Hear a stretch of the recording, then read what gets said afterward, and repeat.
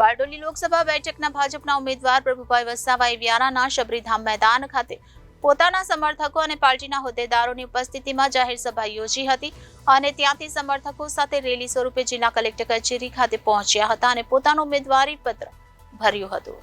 23 બારડોલી લોકસભા બેઠક પર ભાજપ પક્ષના ઉમેદવાર પ્રભુ વસાવાએ વ્યારાના શબરીધામ મેદાન ખાતે જાહેર સભા યોજી હતી, જેમાં રાજ્યના મંત્રી કુંવરજીભાઈ હાડપતિ સહિત માજી મંત્રી ઈશ્વર પટેલ, ગણપત વસાવા સહિત વ્યારા, નેઝર ચોર્યાસી, મહુવા, બારડોલી સહિતના ધારાસભ્યો અને હોદ્દેદારો ઉપસ્થિત રહ્યા હતા અને જાહેર સભા સંબોધી હતી અને ત્યાંથી હજારોની જનમેદની સાથે વાજતે ગાજતે પ્રભુ વસાવાએ રેલી યોજી જિલ્લા કલેક્ટર કચેરી ખાતે પહોંચ્યા હતા અને પોતાનું ઉમેદવારી પત્ર ભર્યું હતું। પ્રભુભાઈ વસાવાએ મીડિયા સમક્ષ નિવેદન આપતા જણાવ્યું, પાછલા 10 વર્ષમાં મેં મારા સંસદીય વિસ્તારમાં પ્રજાના હિતમાં કામ કર્યા છે। મારી સાંસદની ગ્રાન્ટનો પ્રજા માટે ઉપયોગ કર્યો છે। બેઠક પરથી તેઓ ત્રીજી વખત 5 લાખની જંગી લીડ સાથે ફરી સાંસદ તરીકે જીત હાંસલ કરી છે। આ બેઠક પરથી ભાજપ અને કોંગ્રેસના બંને ઉમેદવાર જીતનો દાવો કરી રહ્યા છે અને જન સમર્થન મેળવી બંને ઉમેદવારોએ સમર્થકો સાથે શક્તિ પ્રદર્શન યોજ્યું છે।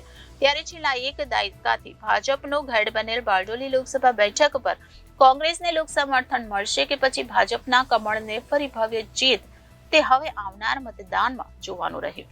23 બારડોલી લોકસભાના ભારતીય જનતા પાર્ટીના ઉમેદવાર તરીકે 23 બારડોલી ના ઉમેદવાર તરીકે આજે વ્યારા ખાતે હજારો કાર્યકર્તાઓના સમર્થન સાથે બારડોલી લોકસભાની જનતાના આશીર્વાદથી આજે મેં વિધિવતનું ઉમેદવારી ફોર્મ રજૂ કર્યું છે અને ભારતીય જનતા પાર્ટીના કાર્યકર્તાઓમાં જે રીતે ઉત્સાહ જોવા મળે છે કે ત્રીજી વખત નરેન્દ્રભાઈ મોદી સાહેબને દેશનું સુકાન સોંપવા માટે અને આ વિસ્તારની જનતાએ પણ મને 10 વર્ષમાં કરેલા કામને ધ્યાનમાં રાખીને સમગ્ર વિસ્તારમાં મોટો ઉત્સાહ જોવા મળ્યો અને ખૂબ મોટી રેલી સાથે આજે મારું નામાંકન મેં વિધિવત રજૂ કર્યું છે।